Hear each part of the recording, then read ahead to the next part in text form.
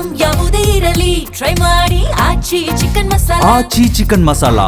ಬೆಂಗಳೂರಿನಲ್ಲಿ ಒಬ್ಬ ವಿಶಿಷ್ಟ ಖತರ್ನಾಕ್ ಕಳ್ಳನ ಪತ್ತೆಯಾಗಿದೆ. ಇವನು ಕಳ್ಳತನ ಮಾಡ್ತಾ ಇದ್ದಿದ್ದು ಮನೇನೂ ಅಲ್ಲ, ಆತ ಸರಗಳ್ಳನೂ ಅಲ್ಲ. ದೇವಸ್ಥಾನದ ಅರ್ಚಕರೇ ಈ ಖತರ್ನಾಕ್ ವಂಚಕನ ಟಾರ್ಗೆಟ್ ಆಗಿತ್ತು. ಕಳ್ಳನ ಕೈ ಚಳಕದಿಂದ ಶುಭ ಕಾರ್ಯಕ್ಕೆ ಹೋಗೋದಕ್ಕೆ ಯೋಚಿಸುವಂತಹ ಸ್ಥಿತಿ ಈಗ ನಿರ್ಮಾಣವಾಗಿದೆ.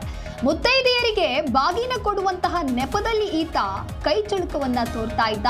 ಪ್ರವೀಣ್ ಭಟ್ ಎಂಬ ಕಳ್ಳನನ್ನ ರಾಜಾಜಿನಗರ ಪೊಲೀಸರು ಸದ್ಯ ಬಂಧಿಸಿದ್ದಾರೆ. ಈ ಮೂಲಕ ಅಲ್ಲಿರುವಂತಹ ಅರ್ಚಕರಿಗೆ ಹತ್ತಿರ ಆದವನೇ ವಂಚನೆಯ ಪ್ಲಾನ್ ಅನ್ನ ಮಾಡ್ತಾ ಇದ್ದ. ನಮ್ಮ ಹೊಸ ಅಂಗಡಿ ಓಪನ್ ಮಾಡ್ತಾ ಇದ್ದೇವೆ, ಪೂಜೆ ಮಾಡಬೇಕು ಅಂತ ಹೇಳ್ತಾ ಇದ್ದ. ಅಂಗಡಿ ಓಪನ್ಗೆ ಅರ್ಚಕರನ್ನ ಕರಿತಾನೆ ಅಂತ ಅಂದುಕೊಂಡ್ರೆ ಈತನ ಪ್ಲಾನೇ ಬೇರೆಯಾಗಿತ್ತು. ನೀವೇನ್ ಫೋಟೋದಲ್ಲಿ ಗಮನಿಸ್ತಾ ಇದ್ದೀರಾ, ಆತನೇ ಈ ಖತರ್ನಾಕ್ ಕಳ್ಳ. ಪೂಜೆಗೆ ಮುತ್ತೈದೆಯರು ಬೇಕು, ನಿಮ್ಮ ಪತ್ನಿ ಮನೆಯವರನ್ನ ಕಳಿಸಿ ಅಂತ ಹೇಳುವುದು.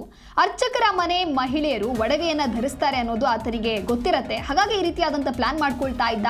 ಹೀಗೆ ರಾಜಾಜಿನಗರ ಭಾಗದ ಪ್ರಸಿದ್ಧ ಮಠದ ಅರ್ಚಕರಿಗೆ ಕೇಳಿರ್ತಾನೆ. ಇದರಂತೆ ತಮ್ಮ ಪತ್ನಿಯನ್ನ ಕಳಿಸಿಕೊಡೋದಾಗಿಯೂ ಕೂಡ ಅರ್ಚಕರು ಹೇಳಿರ್ತಾರೆ. ಪೂಜೆಗೆ ರೆಡಿಯಾಗಿದ್ದಂಥ ಅರ್ಚಕರ ಪತ್ನಿಯನ್ನ ಆಟೋದಲ್ಲಿ ಕರೆದೊಯ್ತಾನೆ ಈ ವ್ಯಕ್ತಿ.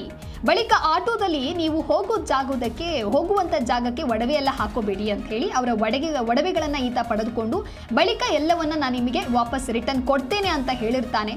ಆಟೋದಿಂದ ಇಳಿದು ಬಳಿಕ ಮಾರ್ಕೆಟ್ನ ಬೀದಿಗಳಲ್ಲೆಲ್ಲ ಸುತ್ತಾಡ್ಸಿರ್ತಾನೆ. ಈ ನಡುವೆ ಅರ್ಧದಲ್ಲೇ ಬಿಟ್ಟು ಪರಾರಿ ಆಗ್ತಾ ಇದ್ದ ಈ ಆರೋಪಿ ಪ್ರವೀಣ್ ಭಟ್. ಸದ್ಯ ಅರ್ಚಕರ ಕುಟುಂಬಸ್ಥರು ನೀಡಿರುವಂತಹ ದೂರಿನ ಅಡಿ ಆರೋಪಿಯ ಬಂಧನವನ್ನು ಮಾಡಲಾಗಿದೆ.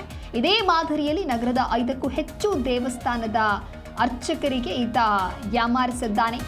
ಬಂಧಿತನಿಂದ ಒಟ್ಟು 15 ಲಕ್ಷ ಮೌಲ್ಯದ 116 ಗ್ರಾಂ ಚಿನ್ನ, 409 ಗ್ರಾಂ ಬೆಳ್ಳಿ ವಶಕ್ಕೆ ಪಡೆದುಕೊಂಡಿದ್ದಾರೆ. ರಾಜಾಜಿನಗರ ಪೊಲೀಸರಿಂದ ತನಿಖೆ ಮುಂದುವರೆದಿದೆ.